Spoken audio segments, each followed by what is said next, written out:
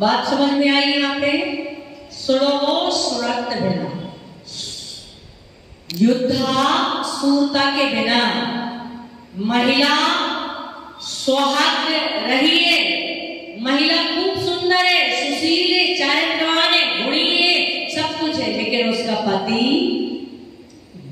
पति सौभाग्य है। उसका पति के बिना सब कुछ, पैसा, धन दौलत, रूप, गुण, चारित्र और सारी की सारी चीजें कैसी है उसकी?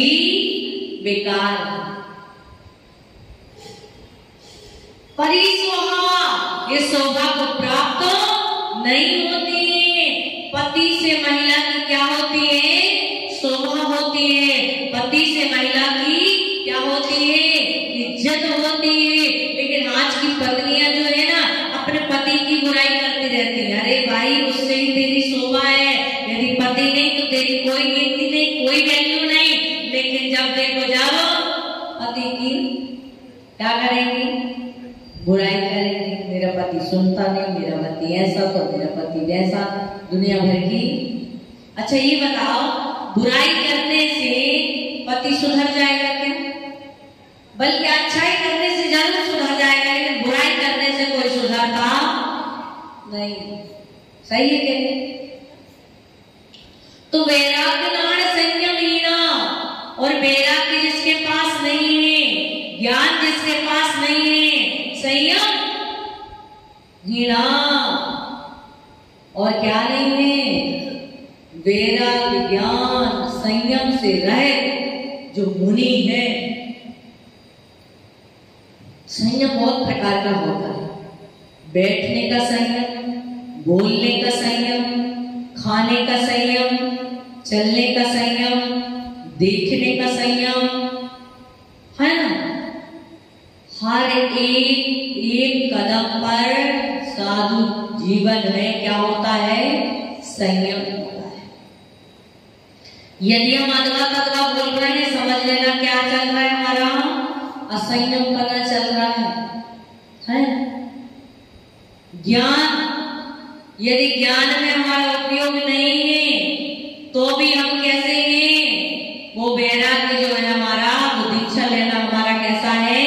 विकार है। इसलिए संयम भी होना, वाणी संयम।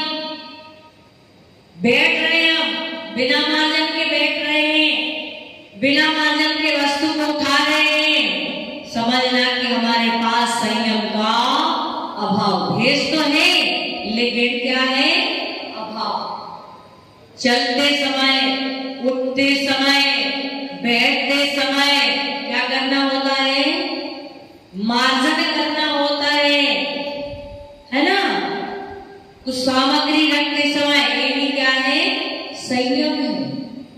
संयम का उपकरण हमारे पास है। यदि संयम के उपकरण का हमने उपयोग नहीं किया तो वो संयम का उपकरण नहीं, झाड़ू। क्या है वो? ये पीछे किसके लिए है? मार्जन के लिए ना। हम उठ रहे हैं, बैठ रहे हैं, कुछ रख रहे हैं, और यदि हमने मार्जन नहीं किया तो क्या है? ये सिर्फ चिन्ह है, उपकरण नहीं। समझ आई बात?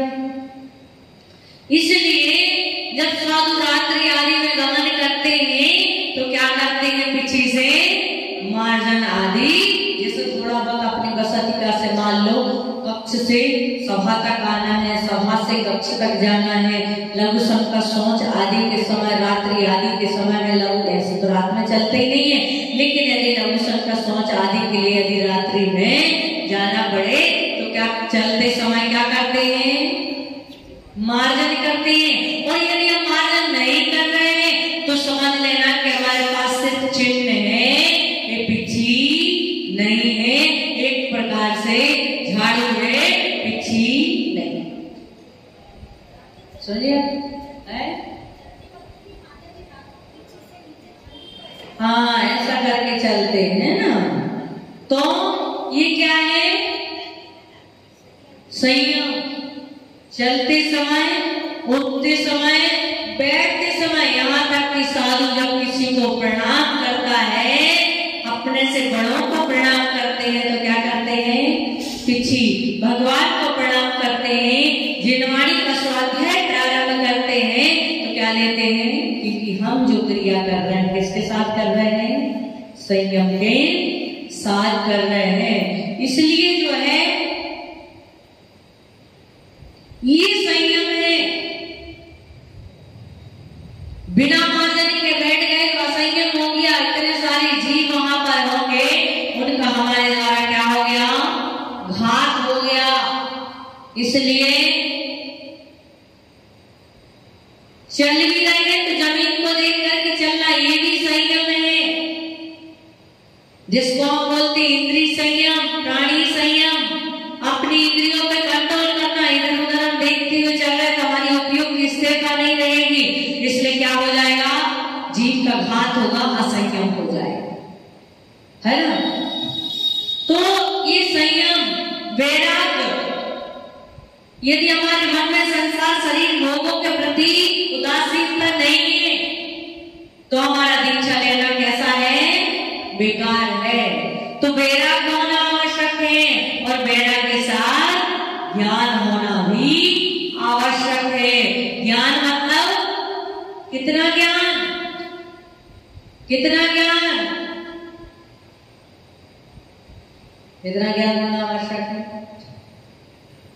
तो समास विज्ञान, कितना ज्ञान आवश्यक है? तो समास भिन्न, आत्मा भिन्न है और शरीर। कल्याण इतने नहीं होना है।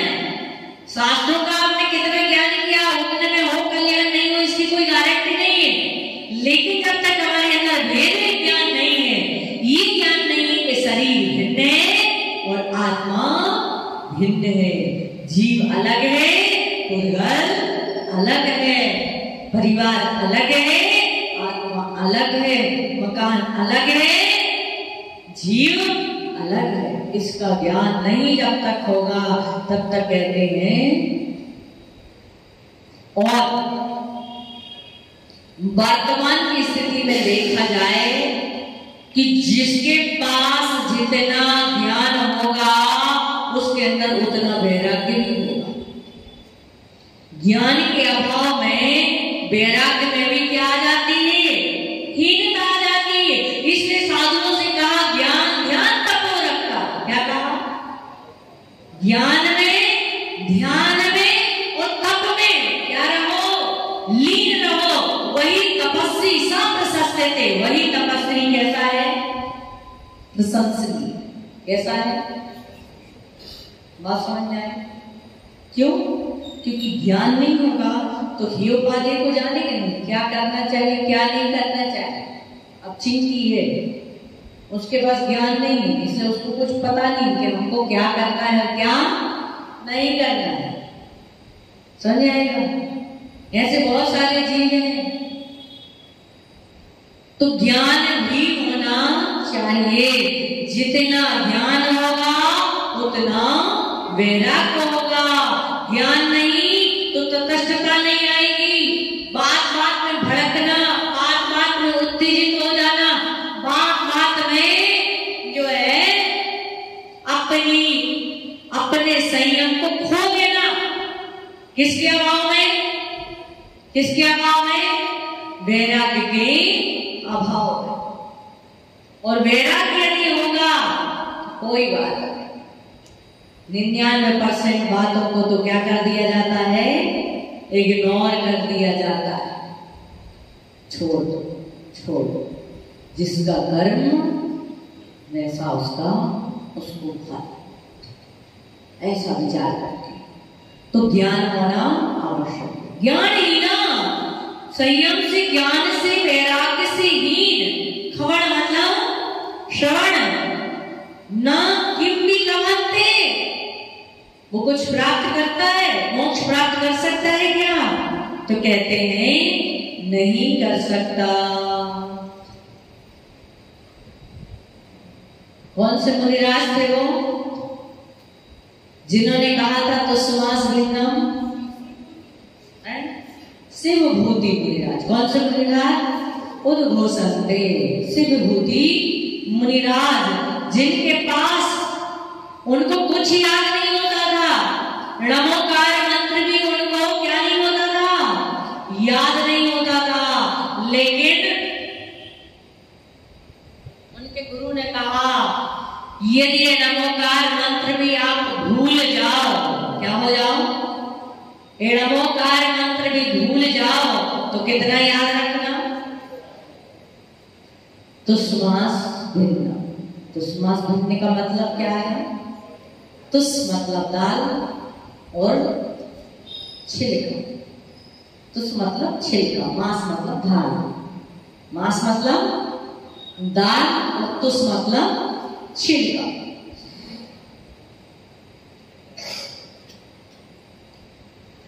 तुष्मास भिन्न, दाल अलग है और छिलका अलग है, शरीर अलग है और आत्मा अलग है, बस दिखाई दोनों दाल और छिलका एक दिखते हैं, लेकिन दोनों कैसे हैं? अलग। ये जो है ऐसा जब पढ़ा अपने गुरु से, लेकिन वो भी भूल गए। क्या हो गया? वो बात भी भूल गए, और जैसे ही भूले नदी के किनारे तपस्या करने बैठे, और जैसे ही नदी के किनारे तपस्या करने बैठे, एक माँ टोकरी में दाल लिए क्या कर रही थी? क्या कर रही थी? दाल को धो रही थी, छिलका अलग कर रही थी, दाल अलग कर रही थी। क्या कर रही हो माँ? तुझसे मांस से तुझको अलग कर रही हो, मांस से तुझको अलग कर रही हो, दाल से छिलके को अलग कर रही हो। ओहो, मेरे गुरु ने तो यही मुझे बताया था, और बस ध्यान में लग गए, शरीर भिन्न आत्मा भिन्न, शरीर भिन्न आत्मा भिन्न। आपको कोई गाली देगा तो आप यदि गाली लेंगे तो आपको गाली लगेगी क्या? लेगी तो लगेगी, नहीं लिया तो नहीं लगेगी। आपको किसी ने 1000 रुपए दिए, आप लेंगे तो तुम्हारे पास आएंगे, और यदि नहीं लिए तो किसके पास आएंगे? अपने पास। ऐसे ही कोई अपने को गाली दे, कोई बुरा बोले, अपशब्द बोले, यदि हम उनके शब्दों को लेते हैं तो हमको हमारे पास रहेंगे, और नहीं लेते तो जिसने दिया है उसी के पास। ऐसे ही जब हम शरीर को अपना मानेंगे तो शरीर अपना है, और जब हम शरीर को अपना मानेंगे नहीं, कुछ भी हो जाए, किसी भी परिस्थिति आ जाए। आपने देखा होगा कि गज कुमार मुनिराज के सिर पर सिगड़ी रख दी। क्या रख दी? रखी कि नहीं? किसने रखी थी? उनके होने वाले ससुर ने। किसने रखी थी? होने वाले ससुर ने सिगड़ी रख दी सिर पे। सिगड़ी जल रही है और वो ध्यान में नहीं है, शरीर भिन्न आत्मा भिन्न, शरीर भिन्न आत्मा भिन्न, शरीर भिन्न आत्मा भिन्न। केवल ज्ञान की क्या हो गई? प्राप्ति हो गई। ऐसे केवल ज्ञान की प्राप्ति कब होती? बहुत समय बाद होती। आत्मा के ध्यान में तो लीन थे ही हो, लेकिन जैसे सिगड़ी रखी, ये शरीर चल रहा है, आत्मा को कोई जलाने वाला नहीं है। बस ये विचार किया। ऐसे जो पांडव थे उनको कुरियोधन आदि ने, दुर्योधन के पुत्रों ने, भांजों ने क्या किया था? द्रोणाचार्य के भांजे आदि ने क्या किया था? लोहे के जलते हुए आभूषण पहना दिए। आज भी दुर्योधन जैसे आज भी दुष्ट जीव हैं, आज भी राजकुमार के ससुर जैसे दुर्जन जीव हैं जो अपने स्वार्थ के लिए कुछ भी क्या करते हैं, कुछ भी करने को तैयार हो जाते हैं। बस फिर क्या था, उन्होंने भी यही समझा। क्या समझा उन्होंने? कि शरीर भिन्न है, आत्मा भिन्न है। ये शरीर को जला सकते हैं लेकिन मेरी आत्मा को कोई जला नहीं सकता है। ये शरीर को दुख पहुंचा सकते हैं लेकिन आत्मा को दुख सामने वाला नहीं। यदि मैं लेता हूं, मैं उसमें फंसता हूं, तो मेरी आत्मा को क्या होगा? इसलिए भिन्नता का अनुभव किया। किस कारण किया? क्योंकि उनके पास ज्ञान था। ज्ञान कैसा ज्ञान था? कि शरीर भिन्न है और आत्मा भिन्न है, शत्रु भिन्न है और मित्र भिन्न है। हमारी आत्मा शत्रुता मित्रता से अलग एक ज्ञायक स्वभावी आत्मा है। ऐसा विचार करते हैं तो कहते हैं उनका मुनि बनना सार्थक होता है, अन्यथा ज्ञान और वैराग्य संयम से हीन श्रवण जो है कुछ भी प्राप्त। वो बोलते ना, न घर के रहे ना घाट के, 2 ही दिन से गए पाड़े, हलवा मिले ना माड़े। घर से भी गए और आत्मकल्याण से भी गए। इसलिए बात समझ में आई। पुष्पडाल मुनि के कितने वर्ष बेकार चले गए थे? कितने वर्ष? 12 वर्ष। लेकिन हमारे तो पता ही नहीं है, अनादिकाल से जा रहे हैं और कब तक जाएंगे नहीं पता। उनके 12 वर्ष गए तो वे शास्त्र में आ गए और हम आज तक समझे ही नहीं कि आत्मा भिन्न है, शरीर भिन्न है। इस बात को आज तक जानते तो हैं लेकिन मानते नहीं है। इस बात को समझना। बात समझ में आ गई सबको? सुनो हो, सूरवीर सूरता के बिना शोभा नहीं। महिला सुंदर है लेकिन वैराग्य के बिना शोभा नहीं। और साधु जो है वैराग्य ज्ञान और संयम के बिना मोक्ष को प्राप्त नहीं करता। समझ आ गई बात? सबको आ गई? आगे चले। किसी को पूछना तो नहीं?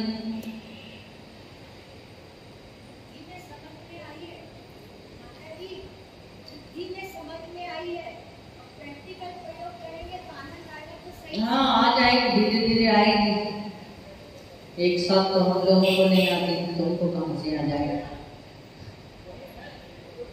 मेरी एक बार में समझ में आ जाती, दीक्षा लेते ही समझ में आ जाती, तो आदिनाथ भगवान को 1000 वर्ष तक खड़ा नहीं रहना पड़ता, ध्यान नहीं करना पड़ता। और एक बार में समझ में आ जाती तो भगवान बाहुबली को 1 वर्ष तक खड़ा नहीं रहना पड़ता। और भरत जी को समझ में आ गई तो अंतर्मुहूर्त में केवल ज्ञान को क्या कर दिया? प्राप्त कर दिया। समझ में तो आ जाती है लेकिन उस ध्यान तक पहुंचना कितने समय तक? समझ में आ गई हमें? अभी समझ में आ गई आपको? अभी बाहर निकलेंगे फिर तेरा मेरा क्या हो जाएगा? चालू हो जाएगा, है ना? ऐसे ही हम ध्यान में बैठते हैं कितने मुहूर्त तक? अंतर मुहूर्त। कितने मुहूर्त तक? लेकिन अंतर मुहूर्त तक वो चीज समझ में आना चाहिए। यदि वो चीज समझ में आई, ध्यान में आई, ध्यान की गहराई में उतरे, लेकिन हुआ है कि बस 5 मिनट ध्यान लगा, शरीर भिन्न आत्मा भिन्न, शरीर भिन्न आत्मा भिन्न, शरीर से मेरा कोई लेना देना नहीं है, शरीर से मेरा कोई संबंध नहीं है। आदि आदि चिंतन किया कितने देर के लिए? पौन घंटा हम बैठे हैं तो मिनट 2 मिनट के लिए सोच पाएंगे, उसके बाद वो कुकर जवाब वाले, पति खाना खाने आने वाले हैं,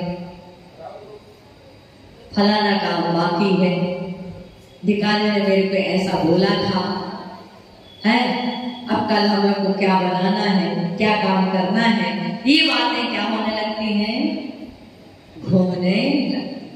तुम्हारा जो ध्यान था 48 मिनट तक एकाग्र, पूर्ण रूप से एकाग्र होना चाहिए था, वो क्या नहीं हो नहीं पाया। इसलिए वो जो है व्यवस्था 1000 वर्ष तक चली गई, 1 वर्ष तक चली गई, और हमारी व्यवस्था तो पता नहीं कब से चल रही और कब तक चलेगी, इसकी कोई गारंटी है? बिल्कुल यही तो संस्कार है। स्वाध्याय में आना, इतनी देर तक एकाग्रता पूर्वक प्रवचन सुनना, ये भी बहुत बड़ा एकाग्र होने का, ध्यान का क्या है, माध्यम।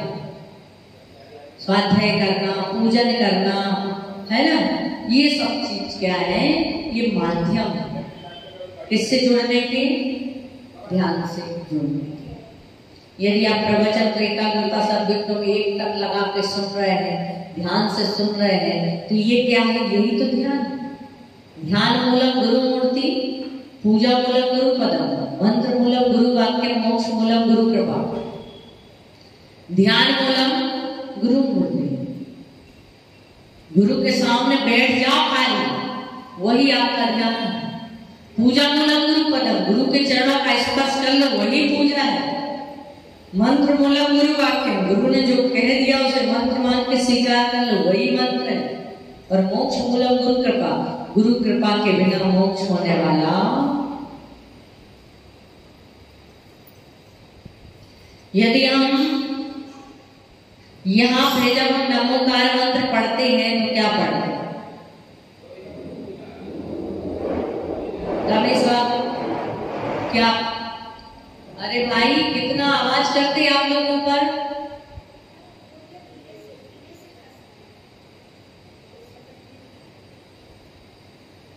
तो समझ में आएगा। अरे आगे करो भाई, कौन कर रहा है भाई, तो समझ में आएगा। नमोकार मंत्र का अर्थ क्या है, बता रमेश बाबू, नमोकार मंत्र का अर्थ। भैया जी आपकी बहुत सारी आवाज आती है नीचे तक, कितना बोलती हैं, अभी भी सुनाई नहीं दे रहा मुझे। चलिए बोलिए, बोलो ना,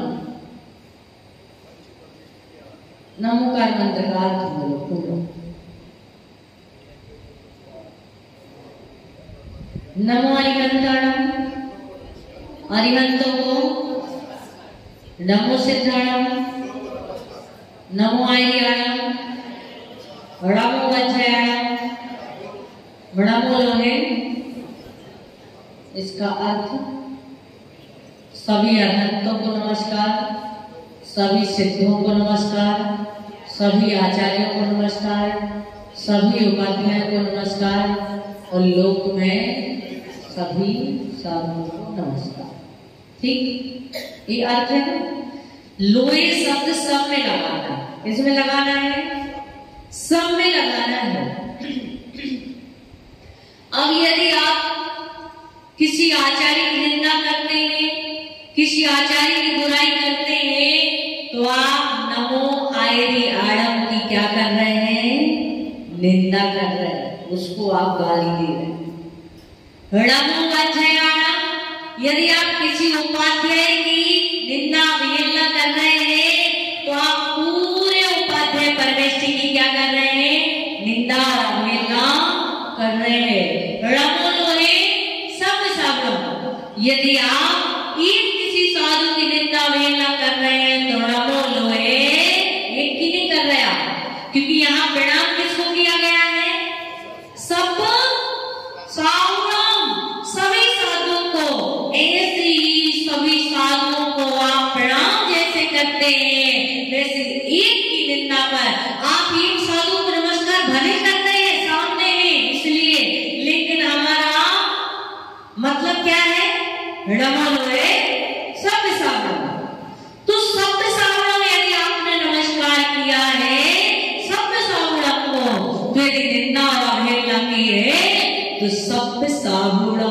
3 कम 9 करोड़ मुनि राजों की आपने क्या कर दी? अवहेलना। बात समझ में आई? तो यहाँ पर जो है ये बात को समझना।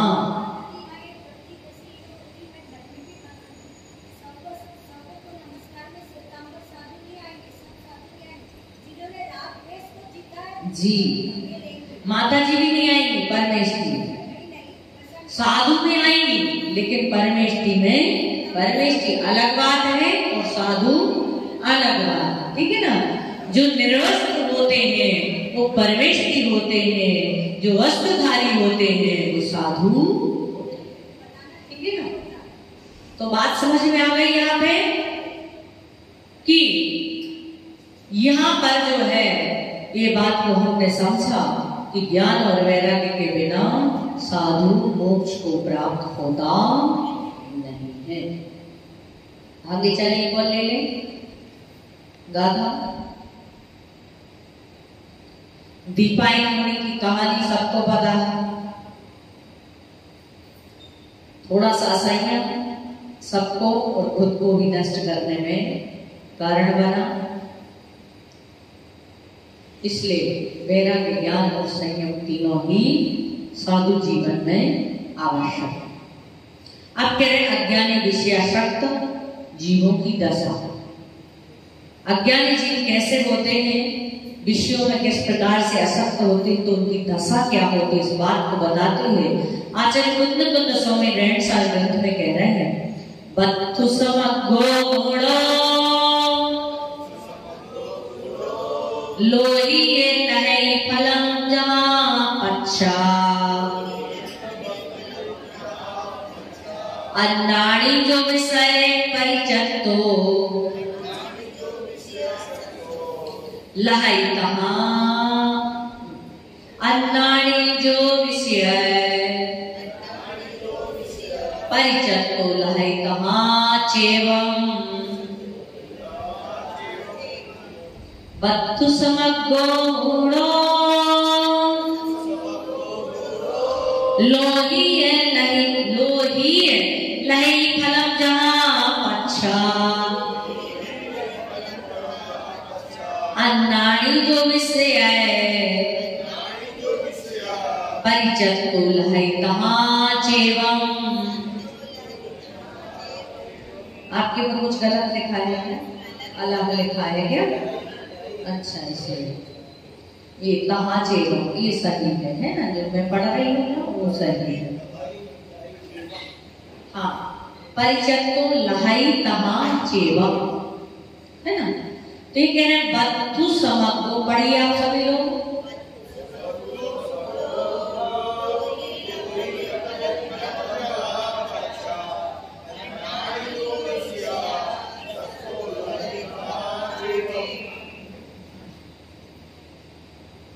ये कह रहे बत्थु समग्गो मूढ़।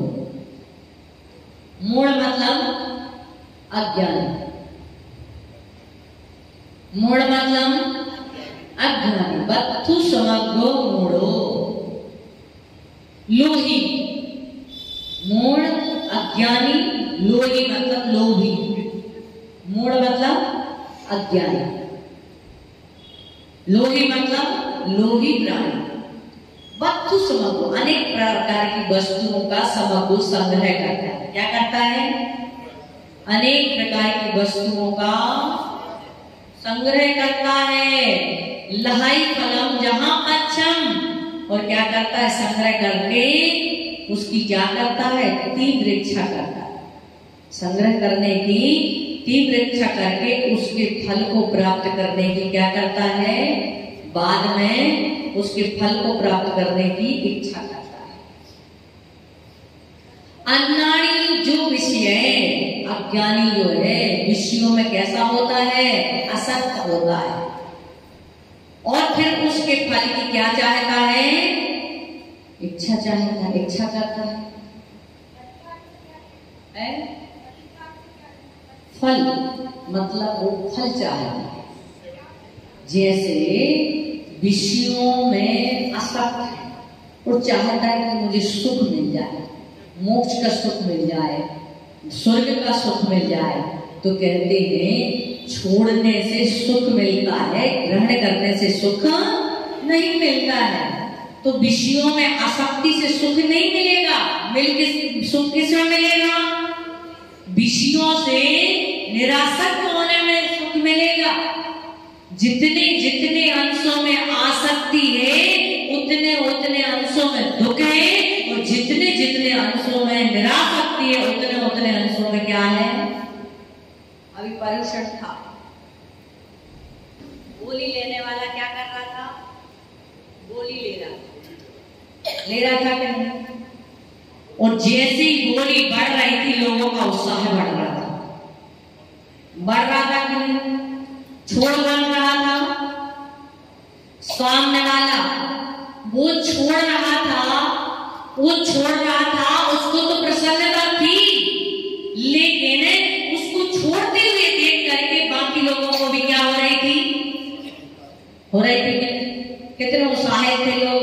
जब 1,71,000 की शांति धारा बोली जा रही थी, जब 1,41,000 की शांति धारा की गोली हो रही थी, तो लोगों के मन में एक अलग उत्साह था। क्यों था उत्साह? वो छोड़ रहा है, उसके अंदर उत्साह है, और हम उसके छोड़ने पर अनुमोदन कर रहे हैं, इसलिए हमारे अंदर क्या है? उत्साह है, कृतकार्य और अनुमोदना। तो वो छोड़ रहा है, सोचो, विचार करो कि उसको छोड़ते हुए देखने पर हमारे अंदर इतना उत्साह आ रहा है, तो जो छोड़ रहा है उसके अंदर कितना उत्साह हो। तो आसक्ति हमें सुख नहीं देगी। सुख कहाँ मिलेगा? निरासक्ति में मिलेगा। लेकिन चाहता ये है कि मैं सब चीजों का संग्रह कर लूं, उसमें आसक्त हो जाऊं और फल की इच्छा करे, तो कहते हैं ऐसे से फल मिलने वाला सुख मिलेगा। किसमें मिलेगा? निरासक्तिमय जीवन जीने से। वस्तु समझ में आई कि वस्तु समग्रो अज्ञानी व्यक्ति वस्तुओं का संग्रह करता है, और संग्रह करके लोभ करता है, संग्रह करता है, और संग्रह करके क्या करता है? फिर फल की इच्छा करता है कि मुझे क्या मिले? सुख मिले, शांति मिले। अच्छा एक बात बताओ, आपके किस किस के घर में, आप लोगों के जो यहाँ बैठे, किस किस के घर में कुत्ता है? किसी के घर में नहीं, आपके घर में है। क्यों है इनके घर में? क्योंकि इनके घर में संपत्ति ज्यादा है। जिसके घर में संपत्ति बहुत ज्यादा है, उसको किसकी जरूरत? कुत्ते की जरूरत। क्यों है कुत्ते की जरूरत? क्योंकि वो संपत्ति को क्या करेगा? रखाएगा। एक तो कुत्ते की चिंता और दूसरी संपत्ति की चिंता। अब सुख मिला कि चिंता बढ़ी? क्या बढ़ी? चिंता बढ़ी। धन की रक्षा करने की चिंता और कुत्ते की परवरिश की चिंता। आपको चिंता नहीं है, लेकिन आपके घर में जो रखे हैं, जो लोग उनको करते हैं, आदमी की साबुन सस्ती आती है, लेकिन कुत्ते के नहाने की साबुन महंगी आती है। क्यों? क्योंकि आपकी महंगी वस्तु की रक्षा करेगा तो उसकी भी तो व्यवस्था महंगी होगी ना। तो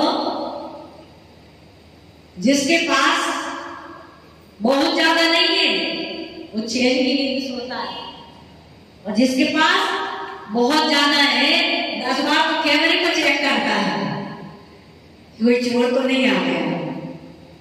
तो ये दुख है कि सुख है? क्या है? दुख है। क्या है? दुख है। मैं कहती कि आप धन मत रखो, संपत्ति मत रखो, लेकिन आसक्ति मत रखो। थी ना, मैंने सुनाया था शायद एक बार चिरौंजा भाई कहानी।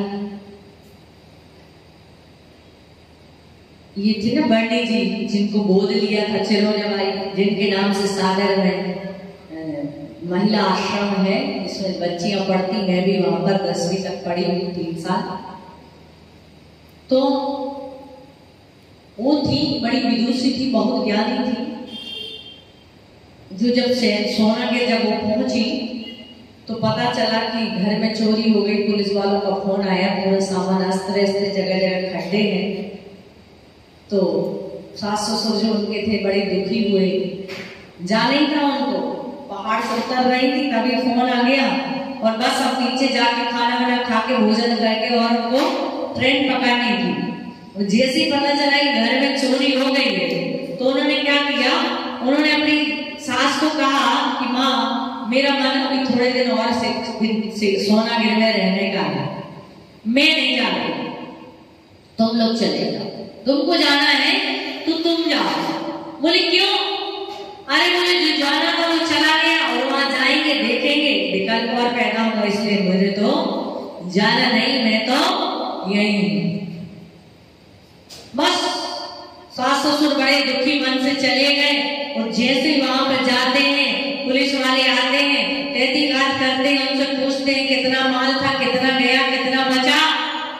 और जहां वो गाड़ के रख के गई थी न धन, पूरा घर खोद डाला, लेकिन जहां धन गड़ा हुआ था वहां खोदा ही नहीं चोरों ने। पूरा का पूरा धन क्या हो गया, बच गया। उन्होंने निराशक्तिमय परिणाम बनाए। जो गया वो आने वाला नहीं है, जो मेरा है वो मेरा रहेगा, जो गया वो मेरा नहीं था इसलिए चला गया। अब मैं अपने धर्म ध्यान में बाधक क्यों बनूं, वहां जाएंगे आत्मोदर परिणाम होंगे, इससे अच्छा यहाँ पे घर में ध्यान करूंगी, न देखूंगी न भोंकूंगी।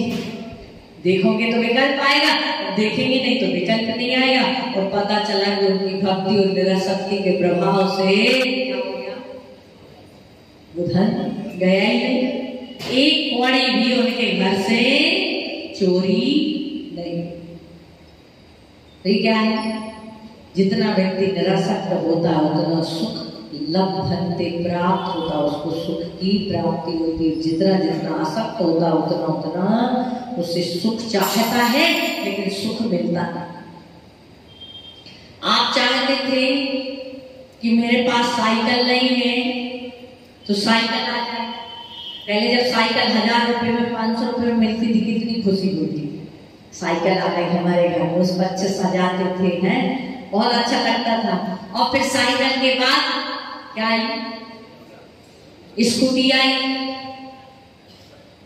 और खुशी बढ़ गई। स्कूटी के बाद फिर क्या आई, 4 व्हीलर आई। अब 4 व्हीलर में भी कई तरह की वेराइटियां, जितने जितने हमारे पास पैसा आया उतनी उतनी बड़ी गाड़ी आई, लेकिन सुख आया था। जितनी जितनी सुविधाएं मिली उतनी उतनी दुविधाएं हमारे पीछे पीछे आती गई। तो अज्ञानी व्यक्ति विषयों में आसक्त होकर के विचार करता है कि मुझे सुख मिलेगा, लेकिन सुख मिलता, यदि सुख मिलता तो चक्रवर्ती 96,000 को छोड़ता नहीं। छोड़ता क्या, इसलिए उसने भी 6 खंड के राज्यों को इकट्ठा किया, लेकिन उसके बाद भी ये जाना कि ये जो 6 खंड का राज्य है, इतनी जो विभूति, ये भी मुझे सुख देने वाली नहीं है। वो ज्ञानी थे इसलिए उन्होंने छोड़ दी, वो जो अज्ञानी है वो 1 रुपया के चिल्लर को भी 50 बार गिनता है और उसको संभाल के रखता है। क्यों? क्योंकि उसको पता है कि इसमें मुझे क्या मिलेगा, सुख मिलेगा। बात समझ में आई समझ में?